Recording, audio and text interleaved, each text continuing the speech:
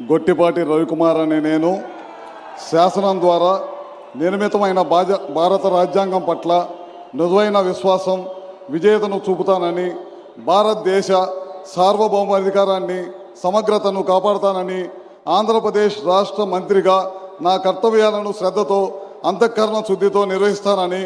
భయం కానీ పక్షపాతం కానీ రాగద్వేషాలకు కానీ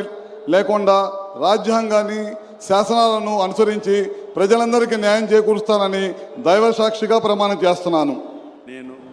గొట్టిపాటి రవికుమార్ అనే నేను ఆంధ్రప్రదేశ్ రాష్ట్ర మంత్రిగా నా పరిశీలనలకు వచ్చిన లేదా నాకు తెలియవచ్చిన ఏ విషయాన్ని నా కర్తవ్యాలను సమగ్రంగా నిర్వహించేందుకు అవసరమైన మేరకు తప్ప ప్రత్యక్షంగా కానీ పరోక్షంగా కానీ